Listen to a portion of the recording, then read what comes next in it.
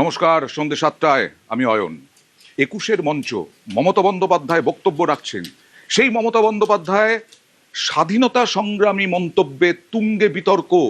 কি বললেন? যারা দুর্নীতি করে জেল খেটেছেন তারা স্বাধীনতা সংগ্রামী। দেখুন তো কি বললেন।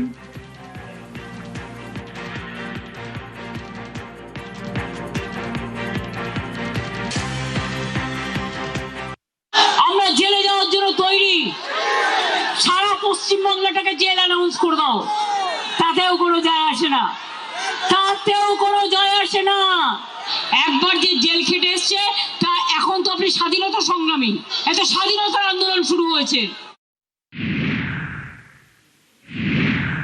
তার মানে আমরা যাদের দেখাচ্ছিলাম শওকত মোল্লা স্বাধীনতা সংগ্রামী, জাহাঙ্গীর খান যিনি পুষ্পা বলে নিজেকে দাবি করেছিলেন তিনি স্বাধীনতা সংগ্রামী, আরো দেখাবো দিলীপ মণ্ডল যিনি বিধায়ক দুর্নীতির অভিযোগে জেলে গেছেন, দেবরাজ চক্রবর্তী স্বাধীনতা সংগ্রামী, সুজিত বসু মন্ত্রী অভিযোগে দুর্নীতির অভিযোগে গেছেন জেলে, তারা স্বাধীনতা সংগ্রামী। আমি এবার চলে যাব আউটপুট এডিটর অনির্বাণ সিনহার কাছে। এটা জানবো অনির্বাণ, যে আজকে শুধু নয় এর আগেও কি এরকম ধরনের উদাহরণ আছে, দৃষ্টান্ত আছে তৃণমূল মনীষীদের কোট আনকোট অপমান করেছে?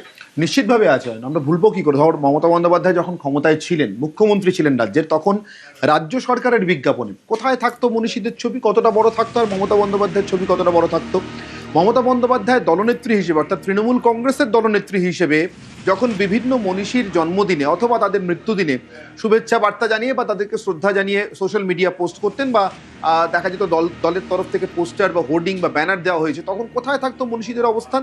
মমতা বন্দ্যোপাধ্যায়ের একটা লার্জার দ্যান লাইফ ছবি তার পায়ের কাছে। আমি আবারও মনে করিয়ে দেবো আমাদের দর্শকদের, তার পায়ের কাছে কখনো স্বামী বিবেকানন্দ, কখনো নেতাজি সুভাষচন্দ্র বসু, কখনো রবীন্দ্রনাথ ঠাকুর।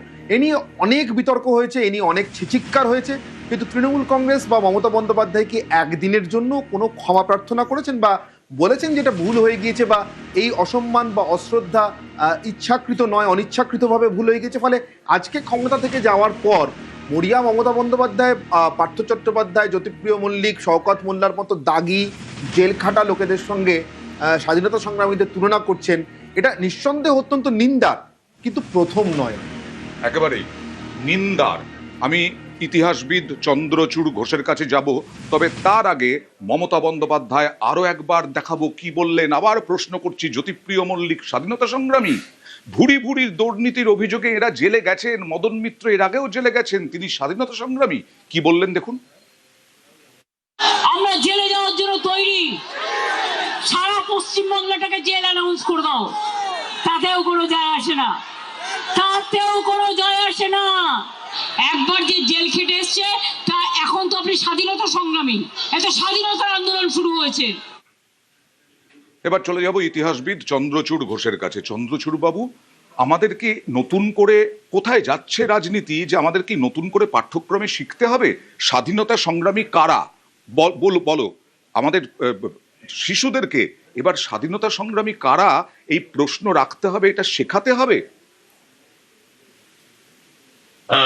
দেখুন, এই এই ধরনের কথাবার্তা, অ্যাবসার্ড কথাবার্তা, অনির্বাণ যেমন বললো, যেটা প্রথমবারের মতো নয়, এটা বোধহয় উনি একটা রেকর্ড সৃষ্টি করেছেন এই ধরনের কথাবার্তা বলার।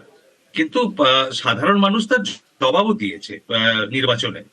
সেটা যে কেউ গ্রহণ করেনি সেটা পরিষ্কার, এবং লোককে ভুল পথে চালিত করা এতটা সোজা নয়। যা খুশি বললেই হয়তো দলীয় কর্মীরা একটু চাঙ্গা হবে, তাদেরকে কয়েক মিনিটের জন্য একটু স্পিরিট আপওয়ার্ডস টুয়ার্ডস, মানে একটু স্পিরিট সামলে নেওয়া যাবে, কিন্তু সেটা দিয়ে কাজের কাজ কিছু হবে না এতে।